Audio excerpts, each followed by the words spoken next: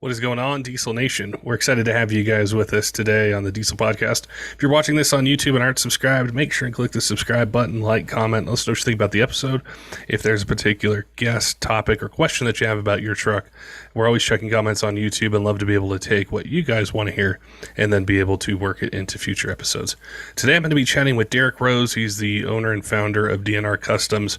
You probably know his blue truck from UCC competitions and the racing that he does. And we had talked recently about doing a podcast about his truck, his race program, how he got there, how important partnerships are. And I was really interested in this to be able to understand how he was able to be so successful in what he does. But it also applies to so many other things, whether we have a business, we're building a business, whether we're in automotive or not, maybe it's a completely different industry, and how important partnerships are. And I wanted to ask him for his experience and feedback, not just in picking the right partners, but in also avoiding maybe partnerships that don't work for either party. So I'm definitely looking forward to chatting with him and hearing his experience and then getting his thoughts on the topic. Before we get to it, though, I want to remind you our friends over at Kershaw Knives have a discount code just for you guys. They have 20% off site-wide at kershaw.kaiusa.com. Use code 23diesel20 to get you 20% off anything on the website. They've got a bunch of cool gear. So if you're looking for a knife for hunting, fishing, EDC, something to use at work or just have around the house, they've got a bunch of different models that are priced to meet any budget. In 2023, they've released a bunch of new models, which we covered with them in January. But their latest is the Duralock model, which is, I've got a few of them myself. It's a super sweet setup. The way that the knife opens and closes, it's really smooth, positive, keeps your fingers away from the blade when you open and close it. And plus the blade is made out of D2 steel. So they have a bunch of different blade shapes, also lengths, handle material, handle designs. So if you're in the market, definitely make sure and head on over to kershaw.kaiusa.com. Use code 23diesel20 for 20% off site-wide. All right, let's get to today's podcast with Derek Rose from DNR Customs, chatting with him about his race program, partnerships, his thoughts, experience, things that can help you guys, whether you're trying to race a truck or build a business, start a business, and we're going to get his thoughts on it and his experience.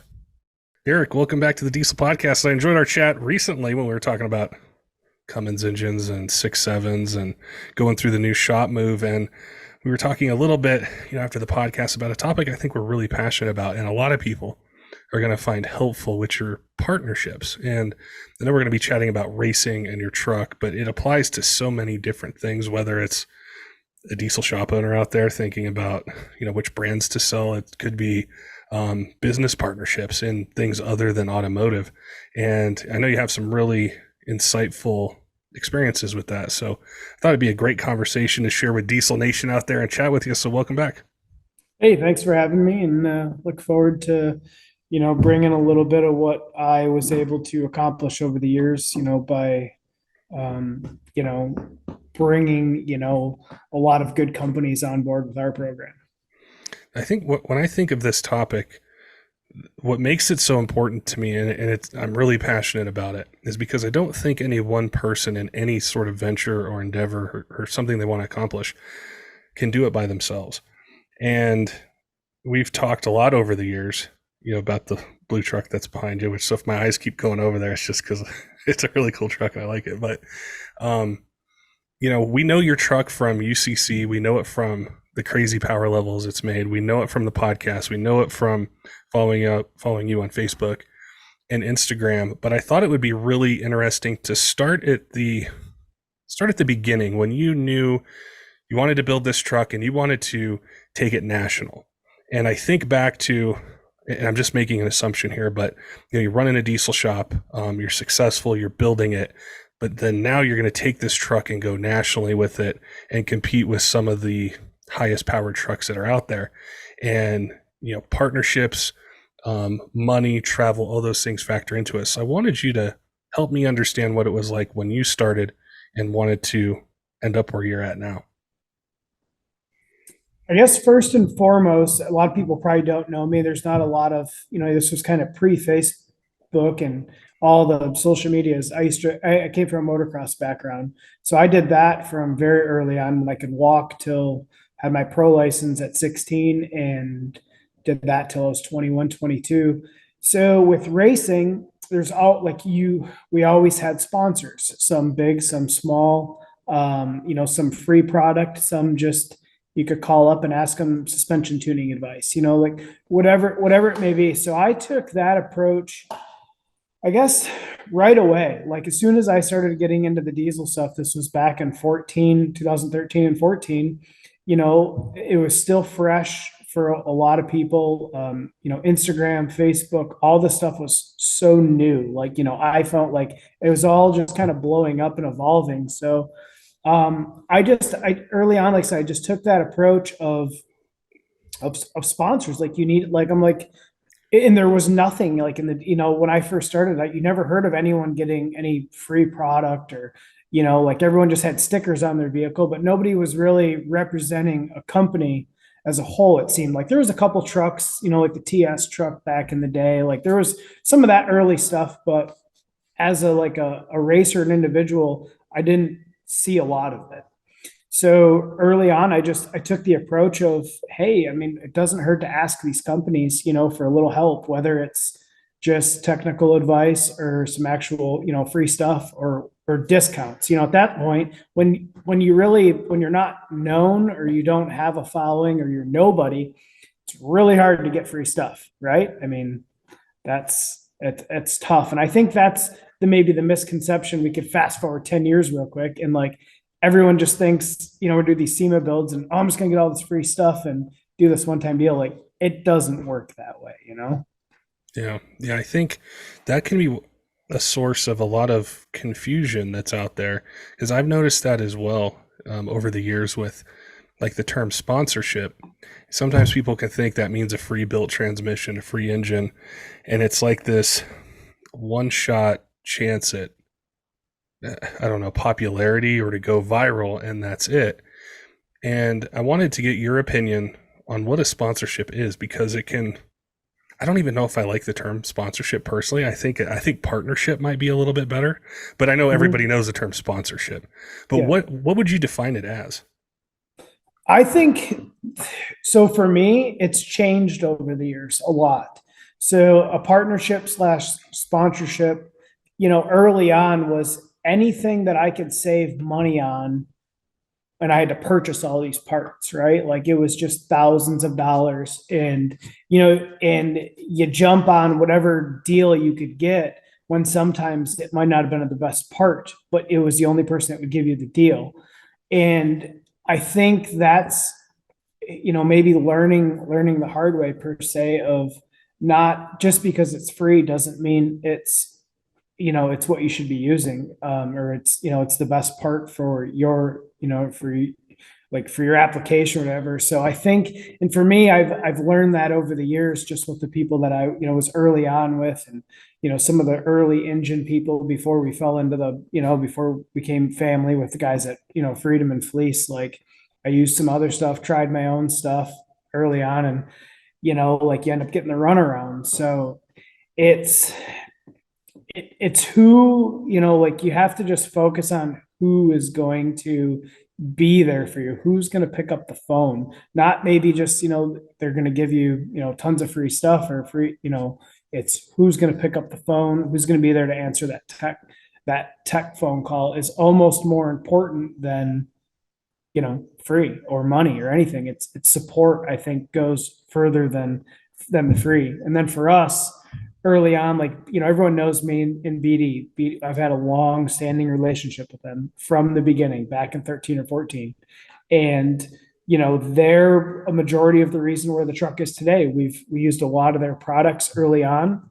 We exceeded their product limitations because their company is they target abroad, right? The racing network is very small. So it's a very small niche product where BD does an abroad of, they've always been, I want to sell 10,000 of these, I don't want to sell 100, you know what I mean? Yeah. So once we got to the point past them, their product support is, it became limited. We far exceeded what a 48 RE transmission could handle for our power goal. And, at that point, it's, we started in their turbos, just everything, their fueling, just we went away.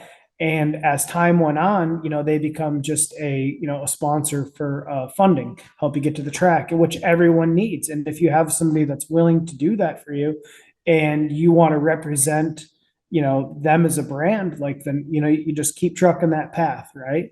But we all get to a point where sometimes, the funding and the support might get in the way of other sponsors, that are essentially making your program what it is today. Like without some people, it wouldn't matter if you had $1 million in the bank without a certain core group of people. Yeah. That's what's so fascinating about it is it's very complex and there's so many different sides of it. And I think I love that evolution and the possibility within it. When I think back to, say, the early days you may have had, and you're going to take time away from the shop and you're going to go race. And yeah, you think back to 13 or 14, it was vastly different with social media and like who knew you and everything else, right? So Yeah. you take any help you can get. And then as you progress, you're starting to compete with other companies, racers, teams that are out there. Well, you need expertise in some things, whether it's engine building or transmissions or any part of making power, making everything hook, go down the track, all that stuff. So you have to be selective in a way as well as you progress through that. And I think one of the spots where people can get really stuck in this, well, there's two spots. I'd say at the beginning, it's understanding that as a racer or even an influencer, which is another term I don't really like, but influencer, is you have a set of skills and a set of exposure that this company may not have. So you're partnering with them to give them this exposure, this information. They have some expertise you may not have with either building a part, casting something, machining it, doing your injectors, your injection pumps. So you guys are partnering together to be able to showcase what you can do as a racer, what their parts can do. And that's where the magic happens. But then also at the next level, how do you find the right partners as you progress in this? Because I think that's really, really tough. Like it's hard to say no to somebody if they're like, hey, I'll send you two turbos, or I'll kick in some money to help you get to this event, or I'll send you a spare transmission, or whatever it could be. It's really hard to say no, but I'm curious from your racing perspective, how do you find the right partners for what you want to do? I would say through trial and error. I mean, there's no and I'm sure you can attest to even all your podcasts, there's just so many people that supported you over the years that might have been, good in the beginning, but maybe we're just a bit too much work. You know what I mean? So that's a lot goes into people that are going to support you. So like if, I look at it as if, if Dynomite Diesel wants to sponsor us as a company or sponsor me as, as a racer, it's my job to, go out there, look good, do well, get the results, give them some R&D, get them feedback on the injectors, what have you. What I found is and then, I'll post, publicly, socially, and it's their job, I feel, as a company to take advantage of, the things that we do. Where I've worked with some companies in the past where they want you to, constantly, be emailing them like where you're going, what you're doing, this, that, and the other. And sometimes it's almost too much work. It's so much work preparing the vehicle to go to the event, to go do the deal. You don't have time to sit there and say, well, I'm going to be here, here, and here on these dates. And, well, then all of a sudden, well, this part didn't come in for the truck. You can't make that event. You know what I mean? So I've always tried to recap an event instead of planning. It's very hard to plan where you're going to go, what you're going to do, right? And then everything goes to hell in a handbasket and you can't make that event. So I feel like as a racer or as a promoter, you're not a promoter, but somebody that's promoting the company that's that's helping you out. You do all that you can do, but the company has some work to do as well. Like they have to take your success and try to market it as well. You can't do everything as a racer. What would you say are some things that would be signs it may not be a good partnership? I'll start with one of them. I think one sign is when they don't hold up their end of the deal. And by that, I mean, say everything goes smooth. They say, hey, I want to support you. I want to be part of the truck. This is what we're in for. and then you can't get a hold of anybody for 2 or 3 months and the parts never show up, and then you can't do those sorts of things. It can be it's sort of a moment where you step back and you think, probably, is this the right partnership? Like, we're not having any follow through. Like, the truck's built, it's ready to go. I'm getting ready to take it out, but I can't get a hold of anyone to get this, just name the part, whatever it might be. Yeah. I mean, for me, like, God, everything we've been doing, we've been progressing so fast over the years. It's, like it's hard to pinpoint or point out a bad person. Like everyone tries, but the problem with the custom and the level that we're on, again, a lot of these parts aren't mass produced. It's a lot of one-off stuff. So you take a company like, we were working with Wagler on our common rail 12 valve back in the day, right? Like we're talking these parts didn't exist, you know what I mean? And then, so yeah, we had a lot of back and forth and trouble, but it's hard for a company like them to shut down operation. Like, hey, the CNC is just spitting out all these parts, but we got to do this one project to get it done for maybe it might work. I think I've personally fought more of that over the years because I've always tried to always trying to do something different, right? To be able to take the next leap. And, like back to that common rail 12 valve we did, like that was a crazy deal. Like I think now, knowing what we know now, I guarantee we could have made it work.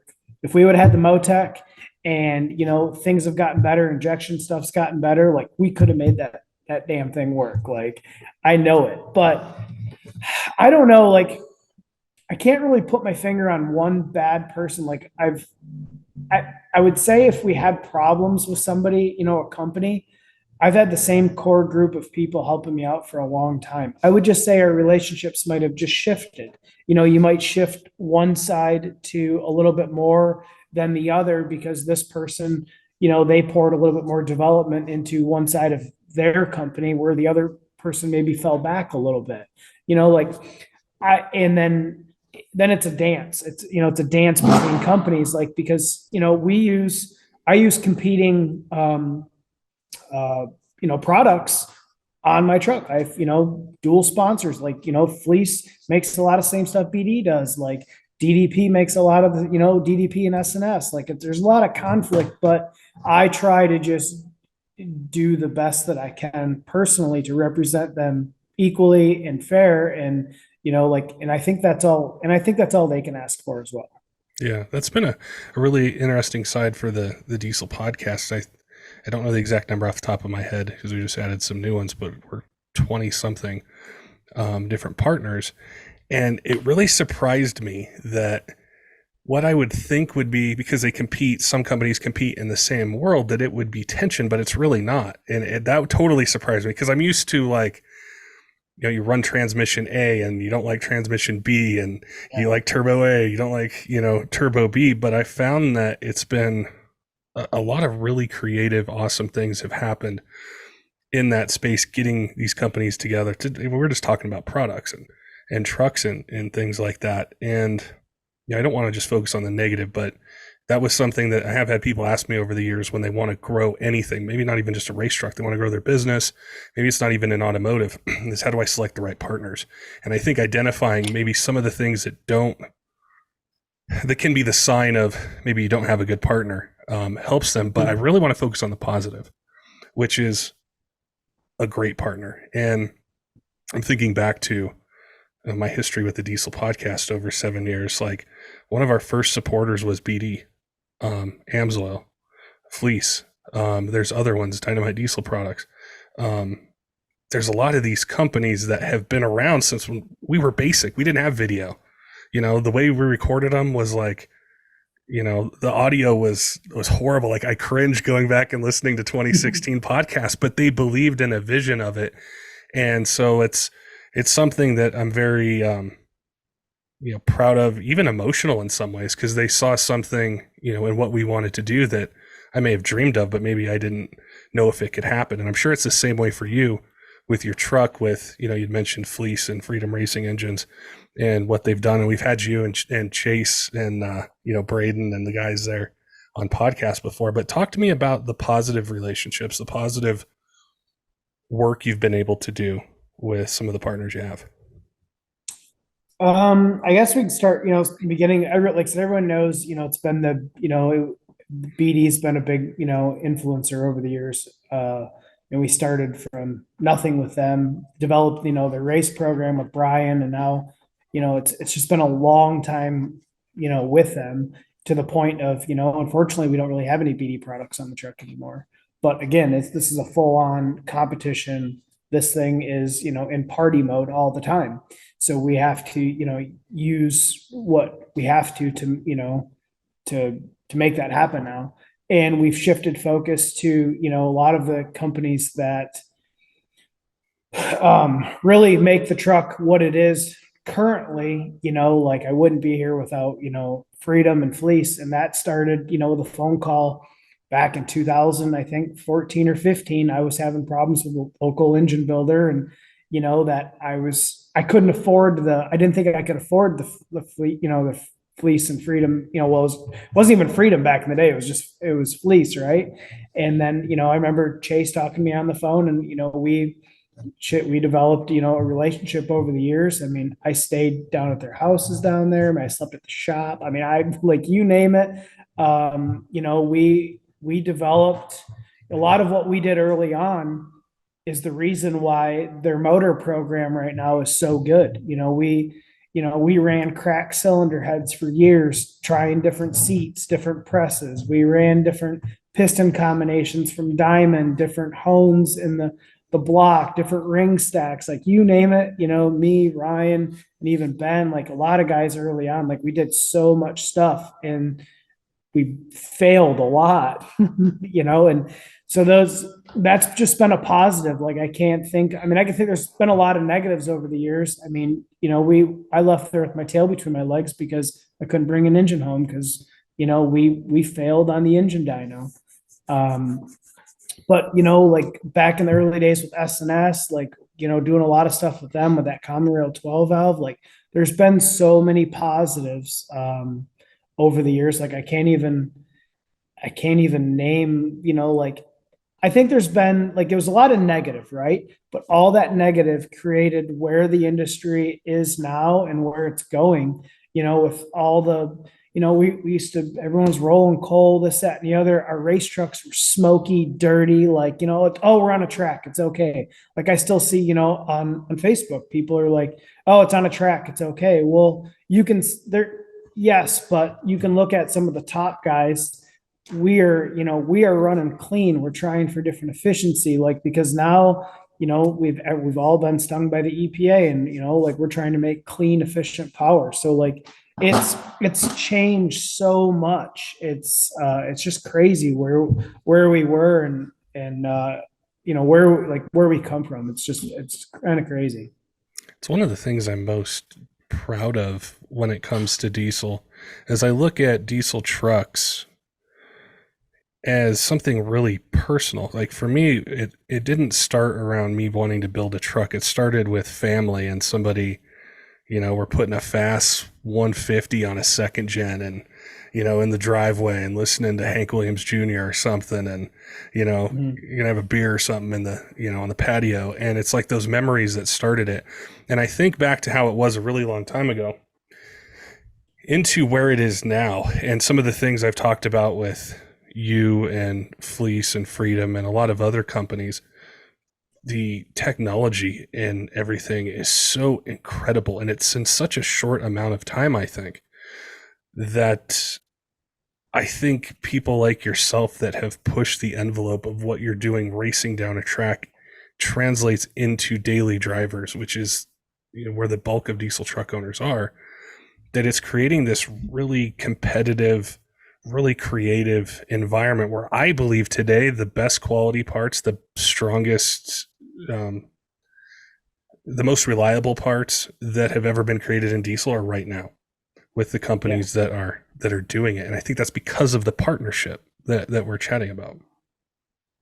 Yeah, 100%. Like what we've all been doing, for the past 10 years, let's just call it, and even 7, like things that we were doing 2, 3 years ago, like injector wise, are almost obsolete. You know what I mean? Like they've gotten better, like machine, equipment's gotten better. Like all this stuff, like we were cowboying back in the day, like it's amazing. Like all the technology that, S&S has now with the Motec, like standalone ECUs. I mean, and the process that Lenny from DDP, like he has been investing in so much like equipment, state of the art stuff, like stuff that was never even thought, fathomable, getting it to like the States, like, and the injectors are just getting so good and all this rate shape. Like there's so much stuff that just keeps getting better. And we're going to be able to just keep pushing the envelope even further. Like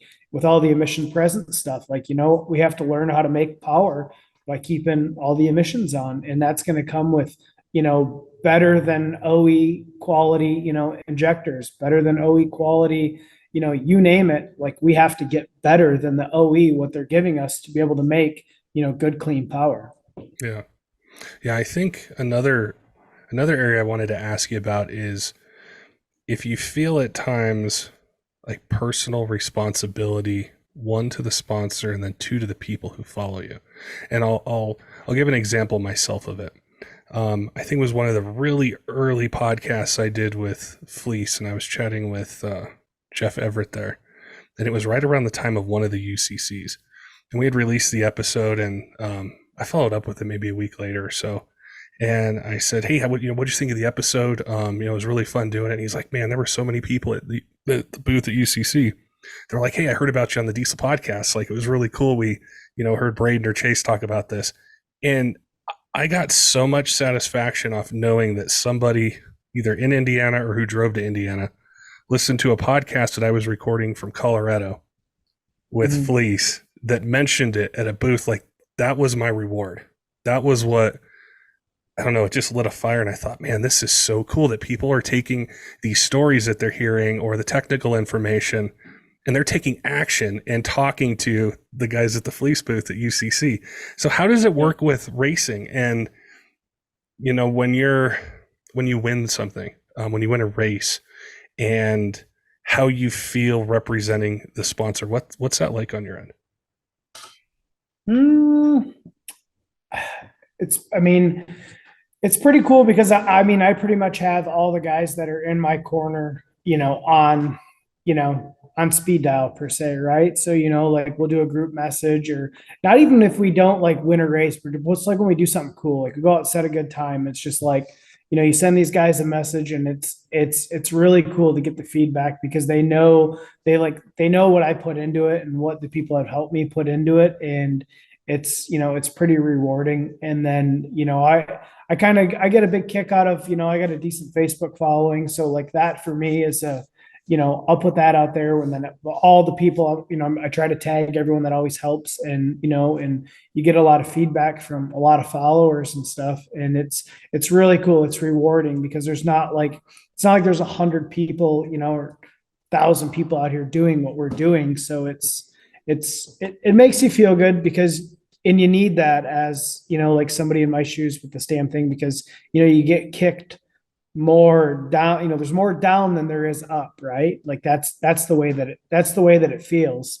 So you need a little, like we ran off the trailer last year from, we took a year and a half off and we come out and set the record. Like I needed that, like mentally, physically, a lot of the people that helped me, kind of needed that. And, we reset what the industry as a whole thought was possible, like we took it to a different level. And that was, it wasn't just from the people that helped me, but that was like industry wide. So now everyone that, is kind of, that does the 4-wheel drive thing and even the truck deal, like it made everybody say, crap, we need to take it another notch. You know what I mean? And there's a lot of guys that did a lot of changes over the winter time. And, another, that didn't really get much credit, Rudy's truck, Nathaniel, they come out season opener and they did a bunch of changes, and they're not as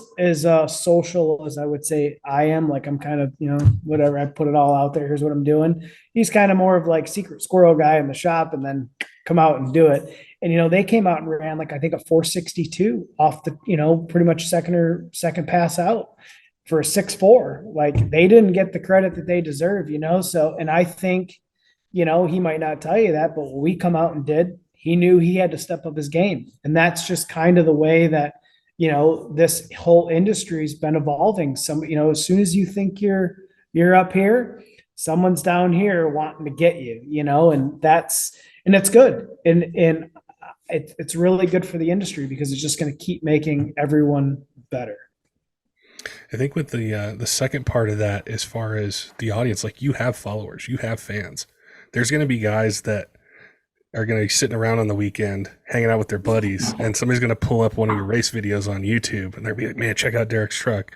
Look what it did!" And I'm sure you probably, I'd almost bet, when people walk into your shop and they say, "Hey, I need a turbo for my 6.7 Cummins. Which one should I go with?" You have this tremendous experience with companies. Not that you're running a Cheetah VGT on your race truck, but you have a ton of experience working with the whole company. And any of the sponsors you have could be something else, to where you can confidently tell this person, "Hey, this is what you need. This works really well. This is what you can expect for performance or an improvement that you're looking for," and they can trust it, and you can trust it. And I find that as well. I don't know if you get these kind of emails, but we'll get them sometime from some company somewhere in the world, and it'll say, "Hey, we'd like to pay you to talk about this product on the podcast and recommend it to your listeners." And I'm like, I don't know who you are. No, because people listen because they trust the content, the people that are on. I'm not going to do that. And I don't know how real they are because I never really engage with them, but it doesn't matter the dollar amount, because it's not worth putting my name or the Diesel podcast or the companies that support us, putting that all on the line for $1. So I wanted to ask you about that with the fans that you have, the people that go into the shop, how these partnerships and the history you have are trickling down to your business and the customers that you're helping, Monday to Friday. I would say it's always been that way for me. So like we've always pushed the products that we've used and that we're comfortable with. There's a lot of great companies that we don't use, right? And I don't really talk bad about them, but I just, I will literally tell the customer, I don't have much experience with that product, and like, "Hey, what do you think about this?" Because I feel we have a pretty good understanding of like what works, for the stuff that we work on every day.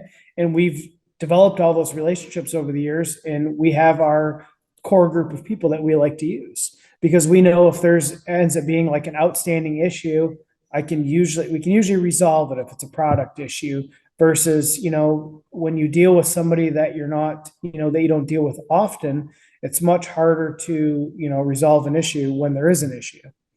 So that's, when people come in, our shop, it's, I can give them usually a proven recipe of, if they do have a power goal, of what will work, how we can get there with tuning, or what have you, and feel confident about it. And typically I think they, if they're coming to us, they can usually feel pretty confident that we're going to deliver. Rarely, do I feel we ever under deliver to a customer, when they have expectations.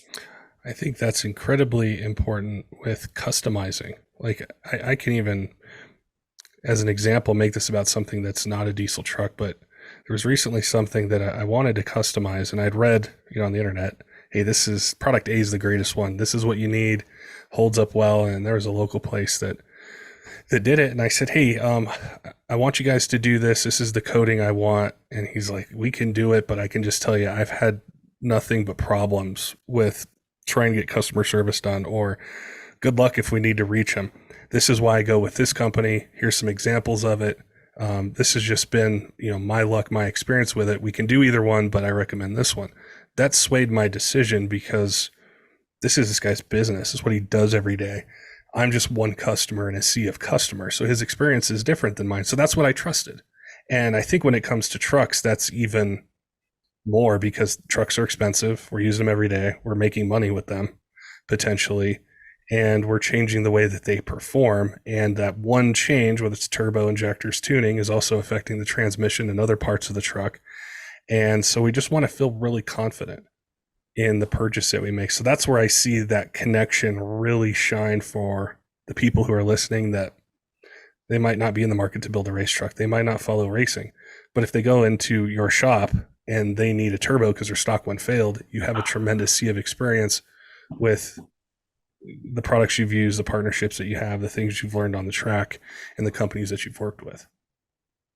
Yeah, and that even goes back to just, back to when we're, talking about, developing the partnerships for your racing program. If there's somebody that wants to, do a build, there's, you need that, you need that money or funding. But I tell you what I've learned the most is knowledge and support goes almost further than, the product itself. So if, like, it doesn't matter if you can find the best product.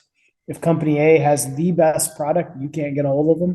It doesn't matter. You're better off working with, somebody that will answer the phone, and you guys develop something that's, that makes it better than the person that, doesn't answer the phone. You know what I'm saying? Yeah. So that's kind of, I think, moving forward with this whole, the whole industry. And I think the whole giveaway stuff, or, the whole free thing, like, I think people caught on to that. A lot of these, Instagram builds or SEMA builds. I don't know. I see a lot of that stuff going away, and I don't know, who's going to give $100,000. You can get all these companies together, get all this, this product to do these SEMA builds. I don't know. I just don't think the people that, that we're involved with like to get involved with that stuff. You know what I mean? Yeah, I think it's knowing your audience, who your core customers Yeah. are. Where are they congregating? Where are they paying attention and consuming information? Where are they, what's their passion? Like, if you're really into racing and high performance, I'm gonna know who you are. I'm gonna know a little bit about your truck. I'm gonna follow what you do.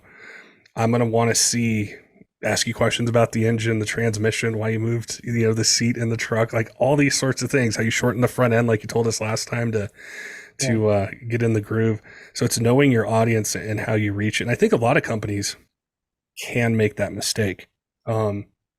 I see it a lot. I think especially on social media, because there's a large following, they might think, well, if I put my product in front of this audience, it's going to do really well. But what does that audience really look for? Like, if they're really into lift kits and wheels and tires, and you're talking about, a billet block engine, a race engine, is that the kind of audience that's going to call you up to get that? Or it could be the opposite. If you talk about building engines and things like that, and now we're talking about lift kits. So I think it's really important to understand the audience and who you're reaching, and how that can really work for both parties, both the partner and then, the company or the racer. Yeah, it's just tough, like, because the diesel industry itself, it's so small, and just like, you said, you have all these different, competing vendors, helping, your channel out. The same with the truck. It's like, at the end of the day, there's the market is endless. So, you have all these competing, companies, but, they're all region based, and this, that, and the other. And I think the moving forward for our industry, it's about getting in front of new people. How do we get in front of, new people? And that's what my focus is. Like we talked in our last thing, is like, I want to go to the racetrack that there's no diesels at, or I want to go to an event where there's no diesels, and just show up, and, and they won't even be able to tell it's a diesel because it hardly smokes. You know what I mean? And then be like, boom, like that's where us as an industry, I think we need to, get better. We got to try to figure out how to get in front of those, in front of that huge untapped market that, we haven't even seen yet. I think that's going to be, definitely, I agree with you. The future of it is reaching into the areas that might not be comfortable or known. Kind of from the podcast side, is doing a podcast that's not necessarily specifically about a diesel truck? What if it's about a bigger topic? What if somebody on there does have an older truck and they've thought, I'm just going to let it sit, but they tune in and listen to you talk about how to revive a 6.7, or Braden talk about something with an LB7. Is that somebody who maybe never would have done anything, maybe never would have gotten, bit by the upgrading bug? And it's like, how do you expand it into those areas? And that's been something I've been really pumped about, is you guys getting your trucks in front of other audiences, racing gas vehicles, the things you're doing, things Ryan Milliken's doing, other people are doing, because that's where the growth really is expanding it, not necessarily like doing it at I guess in the same way that it has always been done. There's a whole group of younger people out there. They consume information differently than say you or I did. They see things in different places. How do we reach them? How do we show them Derek Rose's truck? How do we talk about that engine? How do they know that this turbo or this coolant bypass or this manifold, from this company, works really well? So I definitely agree with you. That's the future of it. Yeah, for sure. With this year, we had chatted a bit about where you were going to take it. Has anything changed with your plans for racing, where you're going to go, anything with the truck from when we chatted recently? I would say we're a month behind of what I finally took the truck out last week. Got my teeth pretty well kicked in. 6 passes, didn't really do a whole lot. It proved a proof of concept. How about that? Is about what I got out of the last time. Everything worked, the way that it's supposed to, besides it sticking the tires, but we had some track fightness, a little bit of suspension setup, but the overall goal for the season, no, we're still, I'm still kind of trucking forward. We got UCC coming up / ODR, which is the Outlaw Diesel Revenge deal that Fire Punk's kind of co-sponsoring the UCC. So it's going to be a huge event. Like, all we need is good weather, and it's going to be a sweet event. And then just a summer of probably doing a lot of local stuff, trying to get in front of, like we talked. And no, I don't really have many different plans. The shop's doing well. Guys are all working good together, and I'm going to try to make this damn blue truck fly. Like, I think it's all there, but I knew we were going to go backwards before I was going to go forward, or at least get to where I was.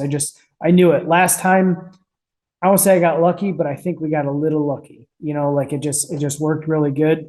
This time it's going to take a little bit more work. We're pulled a bunch more weight off the truck, and it's not just a dumb heavy truck that you just add a bunch of power to. Now it's turning into a race vehicle, and there's a lot of suspension stuff, but we got a lot of good people in our corner, like we've talked, kind of per this conversation. And we have, between Ryan and Ben and S&S and DDP, all the guys, I have everything I need, I feel, to succeed. And it feels really good, building all these relationships over the years to get to this point, because, if I need something that's out of my reach, I make a phone call, or I ask, you ask for help. You can't be afraid to ask for help. That's, a big thing. Like, we get done here, I'm probably going to bug my buddy Tony Durhammer at Hammer Tech Race Cars. And I'm going to, he's been around racing a long time, worked for Fleece for a lot of years, built a lot of the early race trucks. And I'm going to call him. I just got some 4-link questions that I think I might kind of know, but hey, let's bounce some ideas off somebody. You know what I mean? Definitely. I got one last question for you. Mm-hmm. There's a lot of passion that's out there that I hear from people, that they run into setbacks. So I'm thinking about the guy who's put his truck together. He's maximized his budget. He's really passionate about this. It's not his full-time job. He doesn't have a diesel shop, but he wants to get out there. He wants to do this. He's built, a small social media following. He's traveling. He's taking time away from, taking vacation away, from work to go do this stuff. Mm-hmm. And when he's not necessarily asking for free parts, but he's, trying to get partners in this, and he hears no. No, no. What advice would you give somebody like that to not quit, not give up on it, and persevere through it?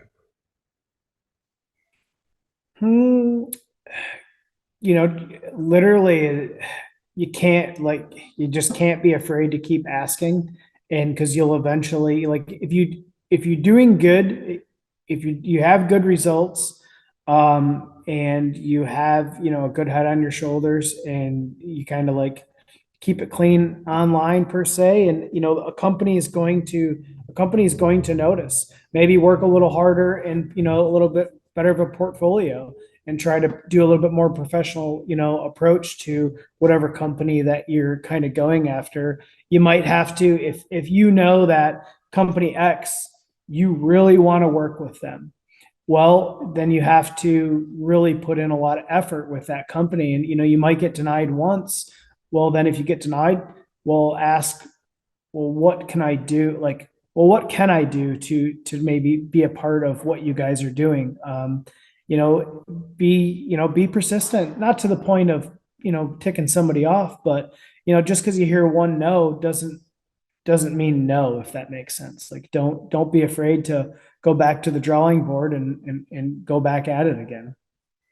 I really like that advice because I would echo the same exact thing. There's been companies we work with that I really, really wanted to work with, and there's some I'm still working on, and I'm on year 3.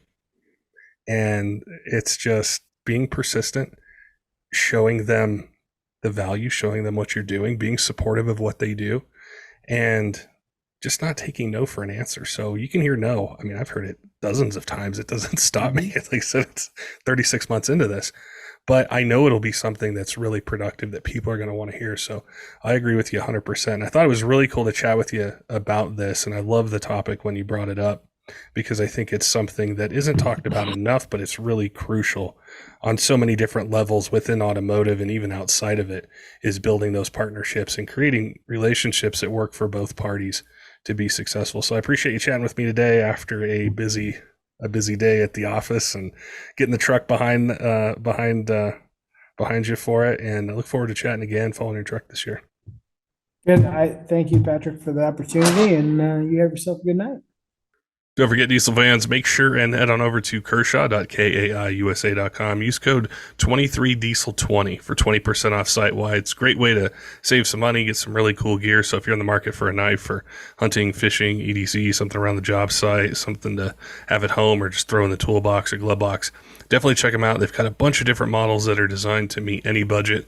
2023, they've released a bunch of new ones. The latest is the Duralock model, which the opening mechanism it's really smooth and positive. Keeps your fingers away from the blade when you open and close. It makes it super easy to utilize it.